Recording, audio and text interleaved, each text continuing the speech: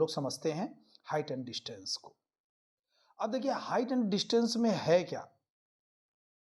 Height and distance में आपको मैं एक कहानी बताता हूं, जरा देखिएगा कि सपोज कर लेते हैं कि ये भाई प्रियंका का घर है। मान लेते हैं कि ये 20 मीटर हाइट का है।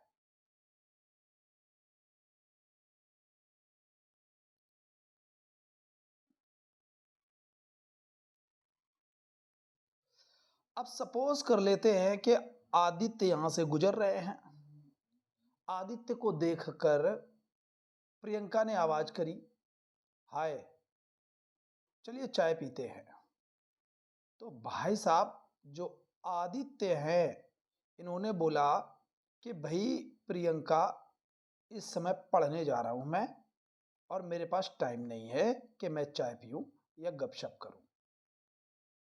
तो प्रियंका ने पूछा तू कौन सा चैप्टर पढ़ने जा रहा है। इसने बोला हाइट एंड डिस्टेंस। बोली अच्छा ठीक है, तेरे पास टाइम नहीं है तो हाइट एंड डिस्टेंस में ही मुझे कुछ बता। प्रियंका बोल रही कि तू मेरी तरफ देख रहा है, ये देख तू मेरी तरफ देख रहा है, ये ऐसे करके ये। क्या तू मुझे बता सकता है कि जब तू मेरी तरफ देख रहा है तो ये जो लाइन ऑफ साई है ये हॉरिजेंटल के साथ में जो एंगल बनाती है इसको क्या बोलते हैं।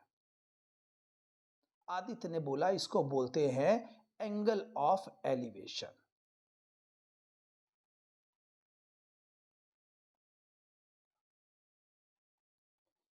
मतलब क्या हुआ कि जब आप अपने ग्राउंड से अपने हॉरिजॉन्टल से ऊपर की ओर देखते हैं तो हॉरिजॉन्टल के साथ में जो एंगल बनता है उसको एंगल ऑफ एलिवेशन बोलते हैं। आदित्य ने पूछा अच्छा अब तू बता कि तू मेरी तरफ देख रही है तो ये बता कि हॉरिजॉन्टल के साथ में ये जो एंगल बन रहा है इसको क्या बोलते हैं। प्रियंका ने कहा कि इसको बोलते हैं एंगल ऑफ डिप्रेशन। इसको बोलते हैं एंगल ऑफ डिप्रेशन। बोला अच्छा ठीक है, तो ये बता कि एंगल ऑफ एलिवेशन अगर मैं इसको अल्फा से डिनोट करूं और एंगल ऑफ डिप्रेशन को बीटा से डिनोट करूं तो बता इन दोनों में क्या रिलेशन होता है।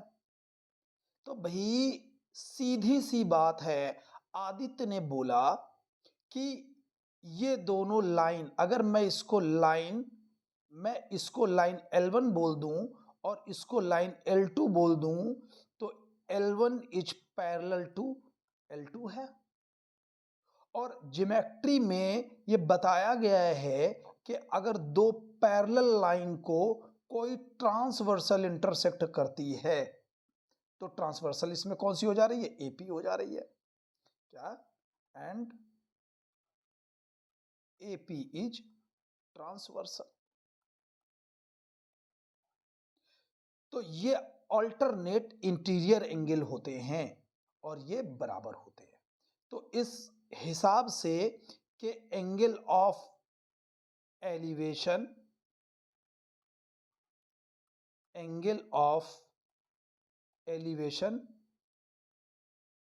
will be equal to angle of depression. मतलब अल्फा इक्वल टू बीटा होगा। ठीक है, तो आपने एक बात ये समझ ली कि यहां पर एंगल ऑफ एलिवेशन क्या होता है। जब आप ऊपर देख रहे होते हैं तो जो एंगल हॉरिजॉन्टल के साथ आपके बन रहा होता है वो एंगल ऑफ एलिवेशन होता है, और जब आप ऊपर से नीचे की तरफ देख रहे होते हैं तो भी हॉरिजॉन्टल के साथ में जो एंगल बन रहा होता है उसको एंगल ऑफ डिप्रेशन कहते हैं, और ये दोनों बराबर होते हैं हमेशा। अब इस कंडीशन में प्रियंका ने बोला अच्छा ठीक है, मतलब एक बात समझ में आ गई कि हाइट एंड डिस्टेंस में भी जो खेल हो रहा है वो राइट एंगल ट्रायंगल का ही हो रहा है। अब कहानी क्या है? कहानी थोड़ा सा इस तरीके से और समझते हैं कि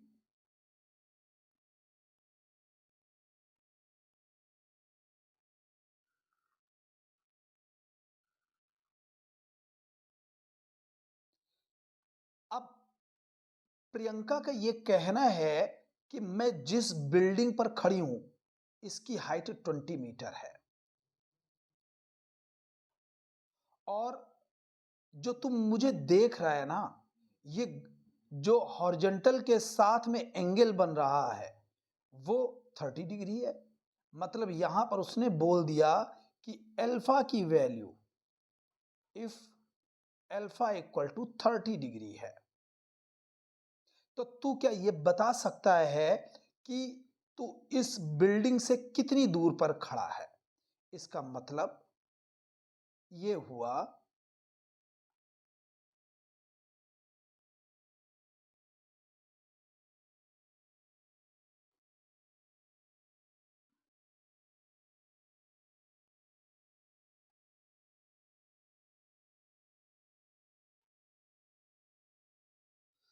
अब ये अल्फा की वैल्यू हो गई है 30 डिग्री। अब प्रियंका का ये कहना है कि अगर तू हाइट एंड डिस्टेंस पढ़ रहा है तो मुझे क्या ये बता सकता है तू कि ये ए बी कितनी डिस्टेंस होगी? उसने बोला हाँ ठीक है मैं बता सकता हूँ बहुत आसानी से। भाई मैंने क्या कि आपको बेसिक ऑफ ट्रिग्नोमेट्री में ये बताया हुआ है कि हमारे पास ट्रिग्नोमेट्रिक रेशियोज होते हैं sine theta cos theta tan theta and sec cosec tan, सारे मैं पहले बता चुका हूं। इसको अगर आपको बेसिक जानना है तो मेरे इसके पार्ट 1 पार्ट 2 पार्ट 3 वीडियोस देखिएगा, उसमें आपको मैंने बहुत बेसिक से बताया हुआ है। अब जब आपके पास में ट्रायंगल आ जाता है तो अब आपको ये देखना है, बहुत इंपॉर्टेंट बात मैं बता रहा हूं बच्चों, ध्यान से देखिएगा। यहां पर आपको ज्यादा मेहनत नहीं करनी है हाइट एंड डिस्टेंस में।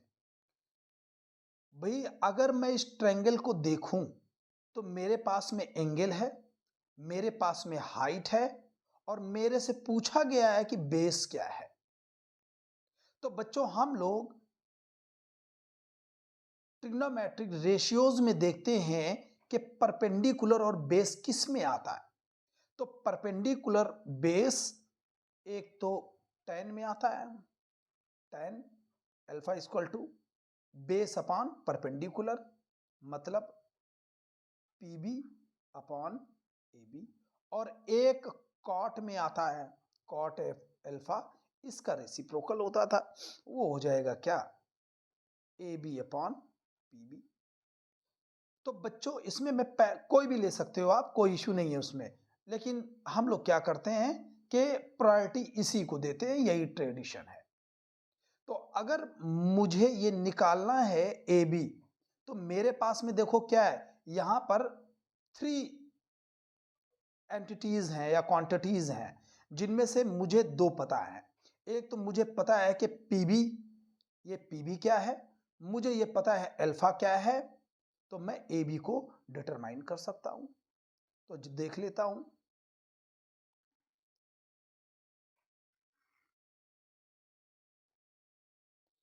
अब यहां पर मैं लिखूंगा, देखिए थोड़ा सा डिटेलिंग भी कर देनी है कि इन ट्रायंगल क्या ए बी पी क्या हो जाएगा tan अल्फा इक्वल टू, ये हो गया आपका, ये तो पहले ही लिख दिया था मैंने, तो मैं ऐसा कर देता हूं सीधे वैल्यू लगा देता हूं।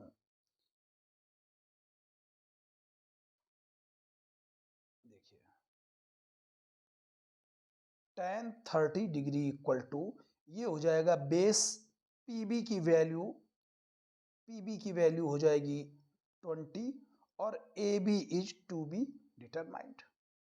हम लोगों को पता है tan 30 की वैल्यू होती कितनी है, tan 30 की वैल्यू है 1 अपॉन √3 और ये क्या रहेगा इक्वल टू 20 और upon A B.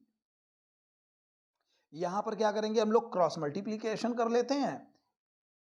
A B की वैल्यू आ जाती है क्या 20 √3 3 मीटर। बच्चों देखिए इसमें क्या था कि जब ये ट्रायंगल बन रहा था तो इस ट्रायंगल में मेरे पास में परपेंडिकुलर और एंगल की वैल्यू पता कर थी और बेस निकालना था, इसलिए मैंने tan लिया क्योंकि tan में परपेंडिकुलर बेस आता है। ठीक है, अब सपोज कर लो कि प्रियंका ये कह देती कि अच्छा तू ये बता, मैं तुझे एक धागा फेंक रही हूं और उस धागे का एक एंड पकड़ ले तू और बता फिर इस धागे की लेंथ क्या होगी। धागे की लेंथ का मतलब हो जा रहा है कि just you have to determine the value of AP, mean the hypotenuse of the triangle. तो अगर मुझे एपी निकालना है तो देखो एपी निकाल लेते हैं, नोट कर लें बच्चों ये।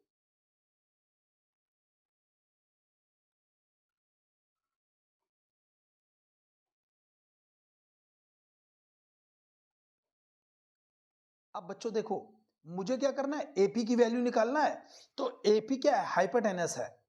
और देखिए मेरे पास आ तो गया था अभी क्या 20√3 आ गया हुआ था, ये 20√3 आ गया था।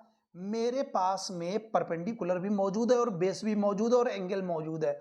मुझे हाइपोटेनस निकालना है तो मैं वो कोई भी ट्रिग्नोमेट्रिक इसमें रेशियो लगा सकता हूं जिसमें हाइपोटेनस आ रहा हो, लेकिन हमारी सुविधा के लिए हम लोग साइन को प्रेफर कर देते हैं कि मैं क्या करता हूं कि in triangle A B P क्या की sine A equal to perpendicular upon hypotenuse. Perpendicular क्या है, पीबी है और हाइपोटेनस क्या है, एपी है। अब फिर से वही है कि मेरे पास में इन 3 क्वांटिटीज में से एक क्वांटिटी मिसिंग है, वो मैं कैलकुलेट कर लूंगा। कैसे भाई, ए की वैल्यू तो दी हुई है 30 डिग्री, मैंने लगा दिया क्या साइन 30 डिग्री, और पीबी की वैल्यू दे रहा है ये 20 और AP is to be determined. AP की वैल्यू निकालनी है। साइन 30 की वैल्यू 1/2 20 अपॉन एपी। तो इससे एपी की वैल्यू क्या आती है, 40 मीटर। तो ये बच्चों ये कॉन्सेप्ट है कि जो हमसे क्वेश्चन कहा जाएगा हम लोग पहले फ्री हैंड उसका एक डायग्राम बनाते हैं।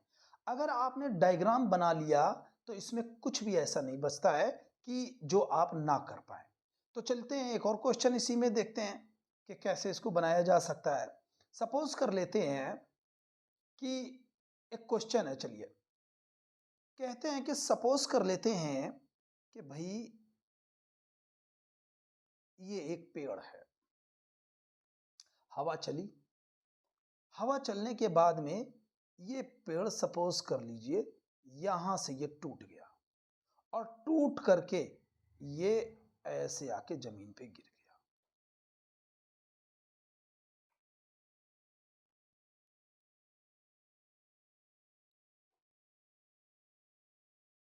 अब आपसे बोला ये गया कि जिस समय ये पेड़ टूटा है, ये ट्री है, ये हवा से टूटा, तो टूटने पर जो ये एंगल बना रहा है ये आपने जब चेक किया, मान लेते हैं कि ये बना रहा है कितना 45 डिग्री बना मान लेते हैं, और आपने जब इसको ये मेजर किया तो ये आपने पाया कि ये 5 मीटर है।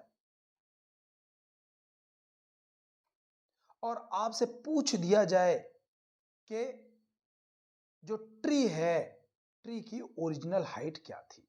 यहां पर आपको जो कैलकुलेट करना है क्या, ओरिजिनल हाइट ऑफ ट्री। तो बच्चों आप ये देखिए कि मुझे क्या, अगर मैं कहूं कि मेरे पास में एक तो पॉइंट ए से ये टूटा, बी पर ये 90 डिग्री का एंगल बना रहा था सी, और ये है डी। अगर हम लोग देखें तो जो total height of the tree है वो क्या है, डीबी है, या बीडी इसको बोल दो, बीडी है। हमको बीडी निकालना है और आप ये देख रहे हैं कि जो BD है वो क्या है, BD, अगर BD आपको पता करना है तो आपको एक तो AB पता होना चाहिए और दूसरा आपको AD पता होना चाहिए, तो मेरा BD निकल आएगा। तो अब हमारा ये मिशन होगा कि ये दोनों वैल्यूज पता कर जाए। ये वैल्यू दोनों अगर पता चल गई हम लोगों को तो मेरे पास में original height of the tree पता चल जाएगा। क्यों? क्योंकि जो AD है वो यहां से टूटा है पेड़ A से और जमीन पर गिर गया है, तो उस हिसाब से तो ये वाली हाइट और ये वाली हाइट बराबर हुई। मतलब क्या है कि अकॉर्डिंग टू क्वेश्चन ये AD और AC की वैल्यू बराबर है। मतलब अगर आपको AD पता करना है तो आपको AC निकालना पड़ेगा। और वैसे भी आप लोगों को समझ में आ रहा होगा भाई, ट्रायंगल में तो AC आ रहा है, तो हम लोग क्या करेंगे कि AC को निकालना है। तो बच्चों अब दो वैल्यूज चाहिए, एक तो इसको ऐसे भी चाहो तो लिख सकते हैं अब हम लोग कि हमको एक तो AB चाहिए, ये चाहिए, और AD की जगह पर अब हम लोग AC को रिप्लेस कर सकते हैं। क्यों? क्योंकि AD और AC बराबर हैं। तो अब देखते हैं भाई, अगर सोच लेते हैं हम लोग कि चलो भाई पहले AB निकालना है, तो मैंने क्या ट्रायंगल को देखा और ट्रायंगल में मुझे एक एंगल दिया हुआ है और बेस दिया हुआ है। अगर इस ट्रायंगल के लिहाज से देख रहे हो, बेस दिया हुआ है और आपको AB निकालना है, तो मतलब परपेंडिकुलर निकालना है और बेस दिया हुआ है, तो परपेंडिकुलर और बेस tan में आता है। तो हम लोग शुरू करते हैं क्या कि इन ट्रायंगल ABC क्या tan C equal to perpendicular हो रहा है यहां पर AB और बेस हो रहा है यहां पर BC। इनकी वैल्यूज पुट कर लेते हैं।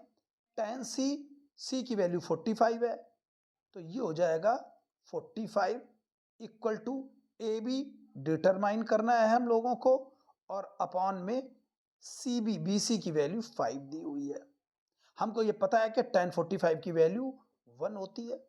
ये हो जाएगा AB अपॉन का 5। तो यहां से हमको AB की वैल्यू मिल गई क्या, 5 मीटर। AB की वैल्यू मिल गई 5 मीटर। अब मुझे AD चाहिए और AD को हम लोग निकालेंगे किससे, AC से। तो फिर से देखते हैं जरा।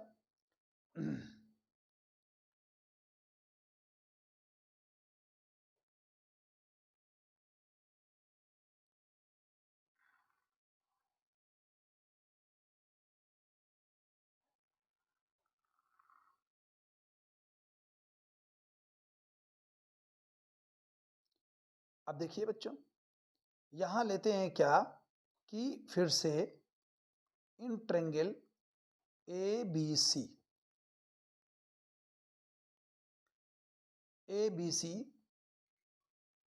ये tan हमारे पास में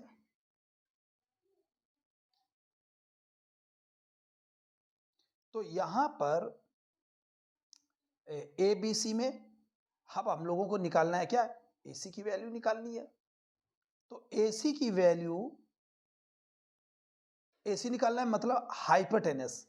अब देखिए हमारे पास में क्या AB की वैल्यू आ चुकी है, AB की वैल्यू अभी आई थी 5 मीटर। अब मेरे पास में बेस भी मौजूद है और मेरे पास में परपेंडिकुलर भी इस ट्रायंगल का मौजूद है। अब मैं अगर हाइपोटेनस निकालना चाहता हूं तो मैं कोई भी लगा देता हूं, कोई भी ट्रिग्नोमेट्रिक रेशियो लगा देता हूं जिसमें हाइपोटेनस आता हो। तो मेरे लिए कन्वीनियंट यही रहता है, सब लोगों के लिए भी, कि मैं साइन ही प्रेफर करता हूं कि sine C equal to perpendicular है AB और हाइपोटेनस है AC। Sine C sine 45 degree equal to ये हो जाएगा क्या, परपेंडिकुलर AB और हाइपोटेनस हो रहा है AC। सॉरी यहीं पर वैल्यू रख देना था। AB की value 5 upon AC। Sine 45 1 upon under root 2 equal to 5 upon AC। इससे हमको क्या मिलता है, इससे AC की वैल्यू मिल जाएगी 5/√2।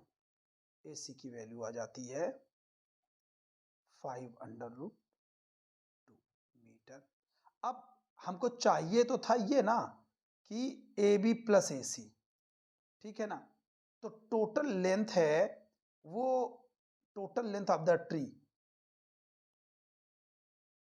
BD इक्वल टू क्या हो जा रहा है, ये AB की वैल्यू, हम लोगों ने AB की वैल्यू लगा दी थी 5, और किसकी, AC की वैल्यू हमारे पास में आ गई 5/√2, 5/√2।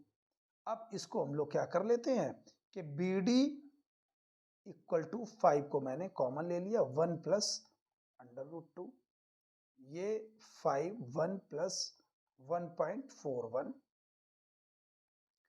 ये हो जाता है क्या, 5 इंटू 2.41, और इसको मल्टीप्लाई मीटर, ये टोटल लेंथ ऑफ ट्री आ गई। तो बच्चों देख रहे हैं ना कि हम लोगों को क्या करना है कि केवल कहानी की तरीके से इसको समझना है कि क्या कहानी ये चल रही है।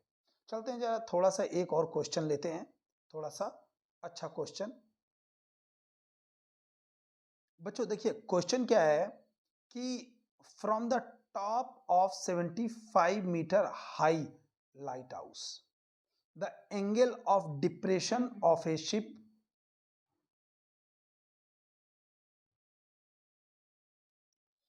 observed to be 45. Find the distance of the ship from the base of the lighthouse. तो हम लोग क्या देख ले रहे हैं कि पहले हम लोग डायग्राम बनाएंगे इसका कि जो लाइट हाउस है वो 75 मीटर हाई है और एंगल ऑफ डिप्रेशन है, मतलब लाइट हाउस से, जरा देखिए क्या करते हैं इसमें हम लोग,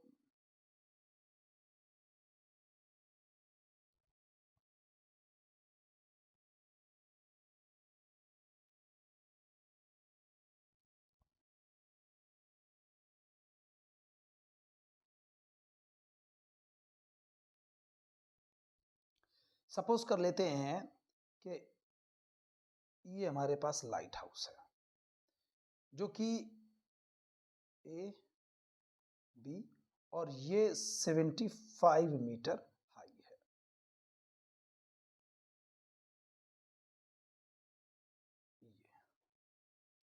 और यहां से एंगल ऑफ डिप्रेशन दिया हुआ है,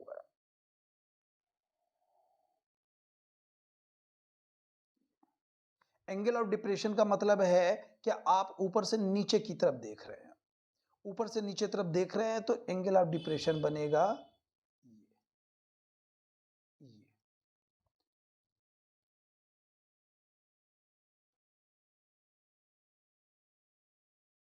अब ये एंगल ऑफ डिप्रेशन दिया हुआ है 45 मीटर।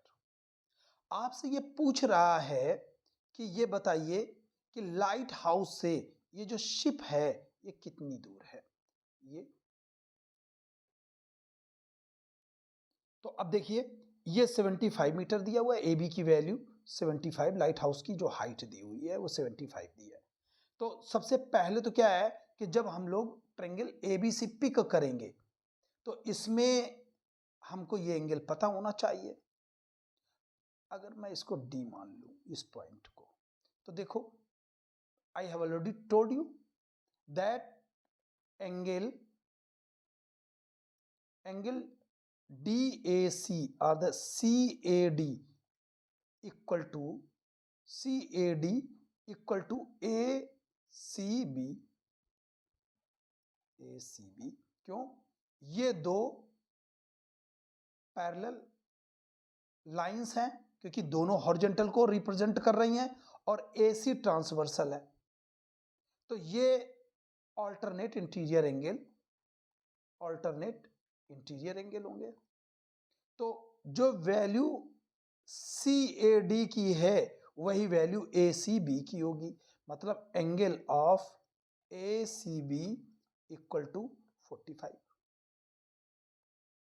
तो ये वाली भी वैल्यू 45 आ गई। अब अगर हम लोग देखें तो इसमें इस ट्रायंगल में मुझे एक एंगल पता चल गया है, परपेंडिकुलर पता चल गया है और बेस चाहिए, और परपेंडिकुलर और बेस आता है tan में, तो मैं tan पिक करूंगा। तो देखो इन ट्रायंगल ए बी सी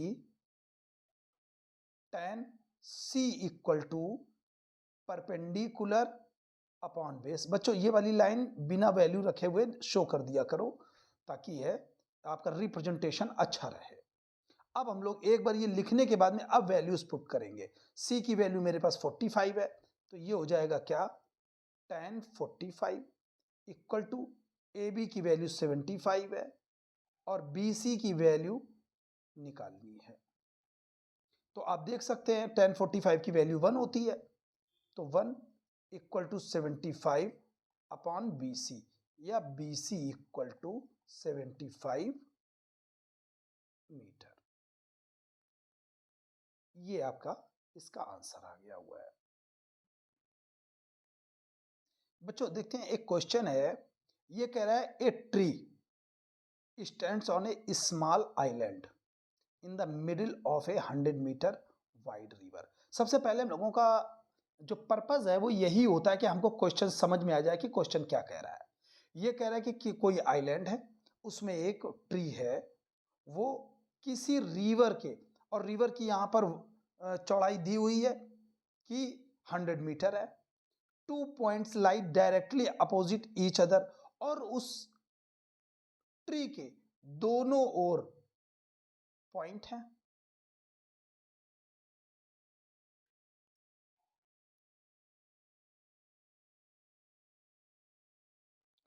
और क्या कह रहा है, the angle of elevation of the top of the tree from these points are 30 degree and 45 degree.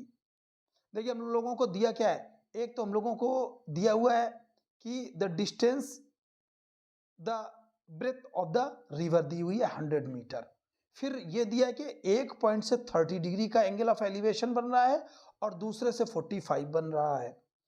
अब क्या पूछ रहा है, कह रहा है कि find the height of the tree पूछ रहा है। चलो हम फाइंड द, ये कह रहा है कि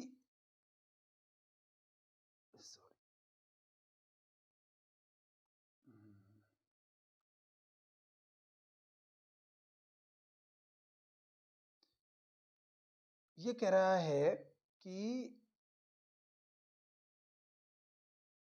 ये ट्री है, मान लो ये ट्री है और ये रिवर है।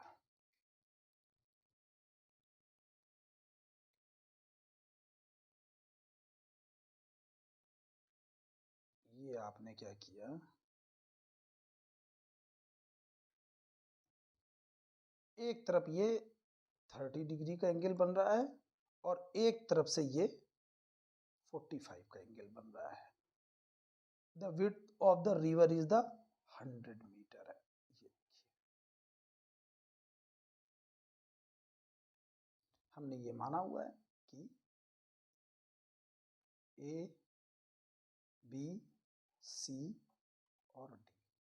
अब देखिए कह रहा है कि ये नदी बीसी बी जो सीडी है, ये सीडी रिवर को रिप्रेजेंट कर रही है, रिवर को रिप्रेजेंट कर रही है। ए बी ट्री को रिप्रेजेंट कर रहा है एंड सीडी ये हो जा रहा है, ठीक है, ए बी ट्री को कर रहा है। अब देखिए एक ये एंगल ऑफ एलिवेशन और यहां पर से एंगल ऑफ एलिवेशन दिया हुआ है। इसने आपसे पूछ रहा है कि आपको हाइट ऑफ द ट्री निकालना है, ये वैल्यू निकालनी है। अब बच्चों यहां पर देखने वाली बात ये है कि मैं एक तो ये वाला ट्रायंगल ले सकता हूं, ए बी सी ले सकता हूं, और एक ले सकता हूं ए बी डी। बट अगर आप कोई चाहे ये वाला ट्रायंगल लो तो इसमें आपको BC की वैल्यू चाहिए, और अगर ये वाला ट्रायंगल लोगे तो यहां पर BD की वैल्यू चाहिए। बट हम लोगों को तो ये पूरी वैल्यू दी हुई है CD, सी डी की वैल्यू आपको 100 मीटर ये दी हुई है। हम लोग करते क्या है, कोई एक वैल्यू एज्यूम कर लेते हैं, चाहे बी सी एज्यूम कर लो चाहे बी डी एज्यूम कर लो। तो ये कर लेते हैं कि let B C equal to X metre.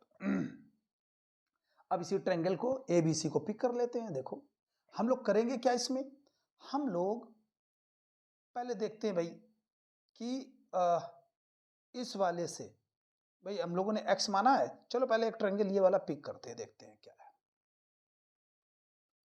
In triangle A B सी क्या हो जाएगा भाई, ये परपेंडिकुलर और ये बेस है, बेस और परपेंडिकुलर का ही रिलेशन tan का लगाते हैं। tan c equal to perpendicular A B और बेस बी सी। c की वैल्यू 45 है, tan 45 ये हो जा रहा है क्या ए बी, और मैंने बी सी की वैल्यू को x माना है, इसको x माना है, तो यहां पर मैंने x रख दिया। हम लोगों को पता है कि tan 45 क्या है, 1 है, तो ए बी अपॉन एक्स, और ए बी की वैल्यू क्या हो जाएगी x मीटर। तो अभी तो आंसर आया नहीं है क्योंकि हम लोगों को तो x की वैल्यू चाहिए। x की वैल्यू कैसे, मैं अब दूसरे वाले ट्रायंगल में पिक कर लेता हूं कि in triangle A B D, in triangle A B D, तो ये हो जाएगा क्या कि tan, भाई इसमें भी क्या परपेंडिकुलर और बेस में ही लगाते हैं, tan d equal to perpendicular क्या है ए बी और बेस क्या है बी डी, डी की value 30, tan 30 equal to A B X है, और बी डी कितना हो गया, बी डी देख रहे हो ना, अगर बी डी हम लोग यहां पर देखेंगे तो ये क्या था कि जो डी सी है, डी सी क्या, ये डी सी है, डी सी निकल कैसे रहा है b c plus b d से, b c plus b d से निकल रहा है। यहां पर हमारे पास बी सी की वैल्यू, डी सी की तो वैल्यू 100 है, बी सी की वैल्यू x है, और बी डी हम लोग निकालना है, तो बी डी की वैल्यू यहां से क्या हो जाएगी 100 माइनस एक्स, ये बी डी की वैल्यू आ गई है। तो बी डी की वैल्यू हम लोग लगा देते हैं क्या 100 माइनस एक्स, tan 30 की वैल्यू 1 अपॉन √3 इक्वल टू क्या चीज है x upon 100 minus X, x upon 100 minus x. यहां पर हम लोग क्रॉस मल्टीप्लीकेशन करते हैं, क्या हो जाता है √3x equal to 100 minus X, x √3x plus x equal to 100, x को बाहर लिया, ये हो जाएगा √3 plus 1 equal to 100, x equal to 100 upon √3 plus 1। अब देखो बच्चों, इस वाले स्टेप में एक चीज को बहुत याद रखना है आपको, बहुत स्पेशली मैं बोल रहा हूं, है ना, ये टर्निंग पॉइंट है। यहां पर बच्चे क्या करते हैं, समझ में नहीं आता, वो √3 की यहाँ वैल्यू लगाने लगते हैं, उससे और कॉम्प्लिकेटेड हो जाता है। जब भी डिनोमिनेटर में √रूट की वैल्यू आ जाए, √ आ जाए, हमेशा उसको रेशनलाइज कर लो। Conjugate multiplication mean √3 minus 1 upon √3 minus 1, तो आपको क्या मिलेगा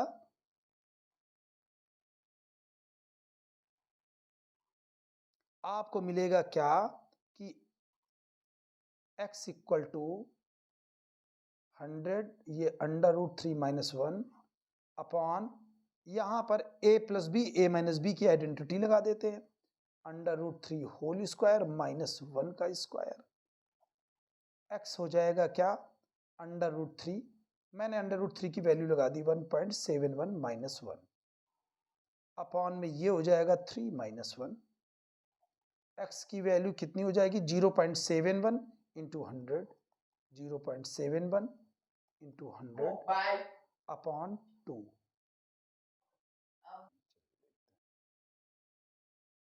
तो इतने में बच्चों आपने ये तो देख लिया हुआ है कि हम लोगों ने इसमें क्या किया हुआ है, हम लोगों ने इसमें x की वैल्यू निकाली है। याद रखने वाली बात ये थी कि यहाँ पर हम लोगों ने जब भी डिनोमिनेटर में अंडर रूट की वैल्यू फॉर्म आता है तो उसको रेशनलाइज कर लेते हैं। कभी डायरेक्टली यहाँ पर अंडर रूट की वैल्यू रख करके कैलकुलेट ना करें, इसको रेशनलाइज कर लें। रेशनलाइज करने के बाद में ये देख रहे हैं यहाँ पर a plus B, A minus B की आइडेंटिटी लगा देते हैं और सॉल्व करने के बाद में x की वैल्यू आ जाती है। और आपको पता ही है, जैसा कि हम लोगों ने बोला हुआ था कि यहाँ पर ए बी की वैल्यू x आ जाती है और x की ही वैल्यू हम लोगों को निकालनी थी। चलिए अब एक और क्वेश्चन हम लोग देख लेते हैं। बच्चों देखिए, एक ये क्वेश्चन है, a man standing on the top of A tower. कोई टावर है, टावर के टॉप पर observe a car, a man observe a car. तो जब वो कार को देखता है तो एंगल ऑफ डिप्रेशन 30 डिग्री है, which is approaching the foot of the tower at the uniform speed. और कार जो है वो टावर की तरफ आ रही है, which is approaching to the foot of the tower at a uniform speed. कह रहा है कि 6 सेकंड के बाद में एंगल ऑफ डिप्रेशन चेंज हो जाता है, वो 60 डिग्री, पहले 30 डिग्री होता है फिर 60 डिग्री हो जाता है। फाइंड द एडिशनल टाइम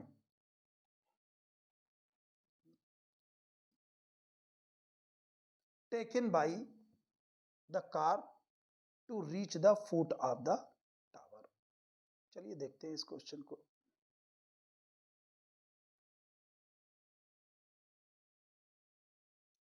तो ये बच्चों आपने देख लिया कि इसमें हम लोगों को क्या क्या दिया हुआ है। ये टावर दिया हुआ है और कोई भी कार जो कि पॉइंट ए पर थी, उस समय एंगल ऑफ डिप्रेशन इस टावर से देखने वाले व्यक्ति पर 30 डिग्री का एंगल ऑफ डिप्रेशन बना रही थी। और ये कार ए से बी तक 6 सेकंड में पहुंच जाती है।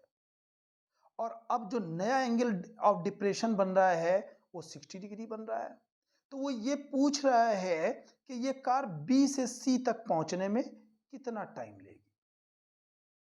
तो ये आपको पता करना है कि बी से सी तक पहुंचने में टाइम कितना लगेगा। अच्छा, इस वाले क्वेश्चन में जो खास बात है वो आपको क्या ध्यान देनी है कि इसमें जो डिस्टेंस ना देकर टाइम दिया है, और यहां पर क्वेश्चन में उसने ये बोला हुआ है कि एक यूनिफॉर्म स्पीड से चल रही है। तो इस क्वेश्चन में जो ध्यान रखने वाली बात वो ये है कि हमको इस टाइम को, ये जो टाइम दिया हुआ है, इस टाइम को डिस्टेंस में कन्वर्ट करना होगा पहले। तो सबसे पहले तो एक बात ये देख लो, क्या भाई आपका लिए ये डीसी क्या है, ये तो टावर है, ठीक है। अब मैंने यहां पर एक पॉइंट ई ले लिया हुआ है। आप ये देख रहे हैं क्या कि जो angle E D A D E है, एंगल ए डी ई है, वो एंगल क्या बी ए डी के बराबर होगा, बी ए डी के बराबर होगा। मतलब कितना होगा, 30 डिग्री। और क्यों होगा, मैंने अभी बताया हुआ है, अल्टरनेट इंटीरियर एंगल से।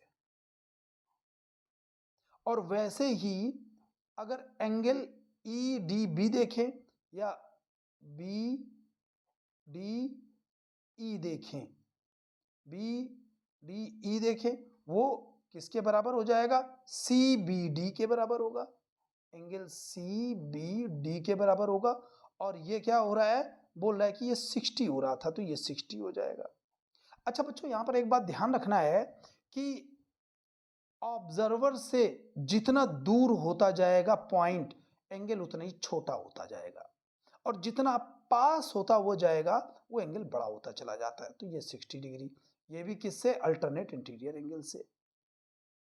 तो बच्चों सबसे पहला काम हमारा ये होगा, जो टाइम दिया है इसको हम लोग डिस्टेंस में कन्वर्ट करेंगे, क्योंकि ट्रिग्नोमेट्री में हम लोग डिस्टेंस का ही यूज करते हैं लेंथ के लिए। तो लेंथ में कन्वर्ट करने के लिए हम लोगों ने ये देख लेते हैं कि भाई लेट क्या कि लेट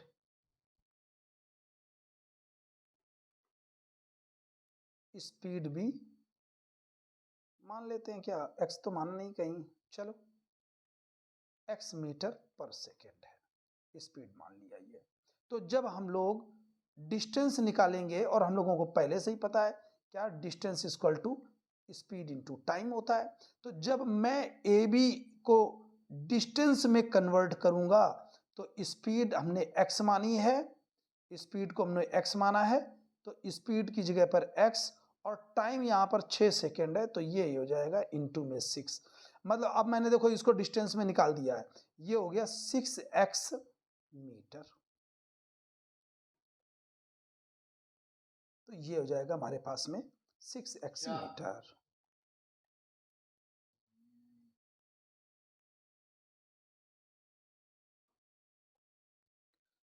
ये 6x मीटर हो गया।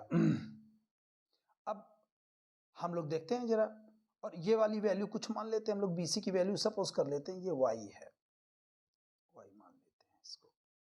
तो अब देख लेते हैं भाई, हम लोगों को राइट एंगल ट्रायंगल पिक करना है। तो मेरे पास में दो राइट एंगल ट्रायंगल बन रहे हैं, एक तो ये ACD बनेगा और दूसरा बन रहा है क्या, DBC बन रहा। कोई भी ट्रायंगल पहले ले लो, हमने मान लिया है कि इन ट्रायंगल क्या ACD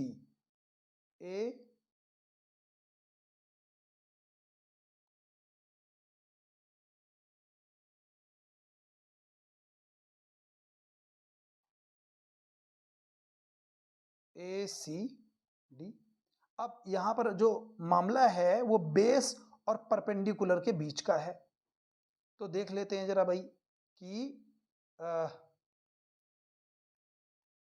tan A equal to CD और अपान ये AC। tan A tan 30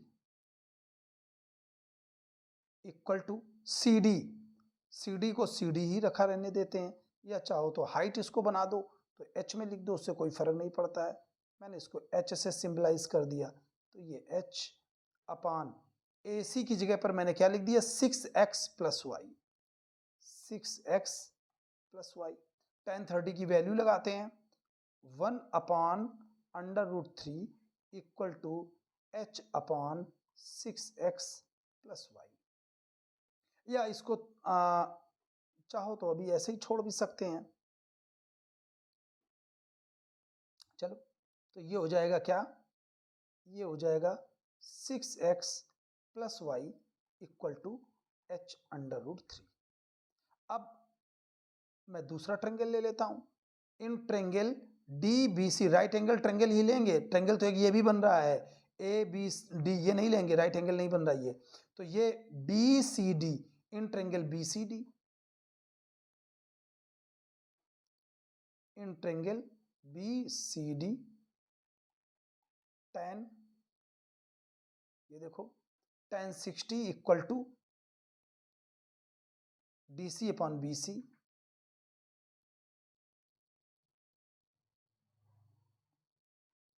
tan DBC equal to क्या है, DC upon BC, DC upon BC। और tan DBC क्या है, ये 60 डिग्री है, ये मैंने h मान रखा हुआ है, और BC की वैल्यू y है। यहां पर मैं क्या करूंगा, इसकी वैल्यू अंडर रूट 3 लगाई इक्वल टू ये h upon y, cross multiplication करेंगे तो h equal to under root 3y आ जाएगा, h equal to under root 3y। अब देखिए मैंने एक इक्वेशन इसको लिया और दूसरा इक्वेशन इसको लिया। मैं अगर देखूं तो 6x plus Y equal to h under root 3। अब देखो h की मुझे जरूरत नहीं है क्योंकि पूछा नहीं गया है, मुझसे पूछा गया है कि यहां से यहां तक आने में टाइम कितना लगेगा। अगर मुझे ये डिस्टेंस पता चल जाए तो मैं क्या करूंगा, इसी फार्मूले में रख करके टाइम निकाल दूंगा, क्योंकि स्पीड मैंने पहले से एज्यूम कर रखी हुई है। तो हमारा पर्पस अभी क्या है कि इस y की वैल्यू को निकालना। तो जरा देखते हैं कि मैंने h की value from equation first and second ले लेता हूं। From equation first and second क्या हो जा रहा है 6x प्लस वाई और h equal to under root 3y।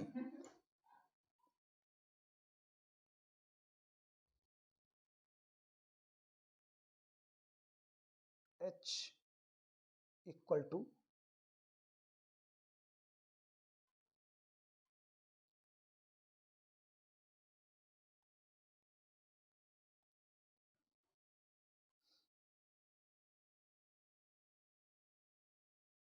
ये हो जाएगा h की जगह पर मैंने यहाँ पर h की जगह पर लगा दूंगा अंडर रूट 3y।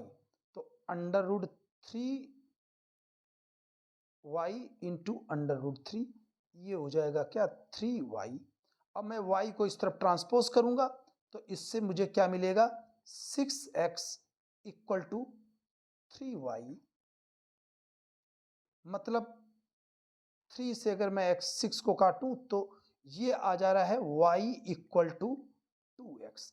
तो ये देखिए y की डिस्टेंस हम लोगों को पता चल गई है कि y इक्वल टू 2x है। और मुझे चाहिए क्या कि टाइम चाहिए और मुझे पता है क्या कि distance equal to speed into time होता है। सबसे पहले मैंने क्या किया था टाइम को डिस्टेंस में कन्वर्ट किया था लेकिन आंसर तो वो टाइम में ही पूछ रहा है तो मुझे टाइम में निकालना है। तो डिस्टेंस मेरे पास में y की वैल्यू क्या निकल आई है 2 y की वैल्यू निकल आई है 2x और स्पीड कितनी है x है।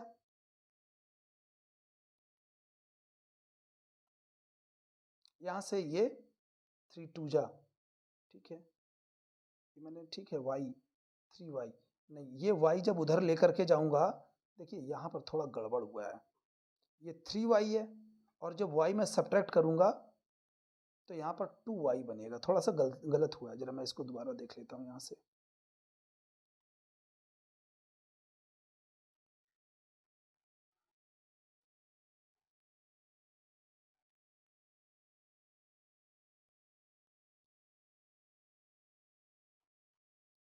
तो ये भारी मिस्टेक हो गया था सर जी। तो देखिए ये क्या बना हमारे पास में 6x plus Y equal to 3y। y को मैंने ट्रांसपोज किया ये हो जाएगा 6x equal to 3y minus Y. क्या बनेगा कि ये बन जाएगा 6x इक्वल टू 2y। ये मैंने कैंसिल किया तो y इक्वल टू आ गया 3x। अब मैं लगाऊंगा क्या speed is distance equal to speed into time से। तो time distance equal to speed into time. Time equal to distance हमारा आया 3x T equal to D upon T और मुझे टाइम निकालना है ना। ये था x स्पीड थी हमारे पास में यहां पर से लगाया ना मैंने क्या t equal to D upon S लगाया था। स्पीड मैंने x मानी थी वो स्पीड मैंने यहाँ x रख दी अपॉन में। तो ये कितना आ जा रहा है ये 3 सेकेंड आ जा रहा है। मतलब यहां से यहां तक पहुंचने में उसे 3 सेकेंड लगेगा ठीक आधा।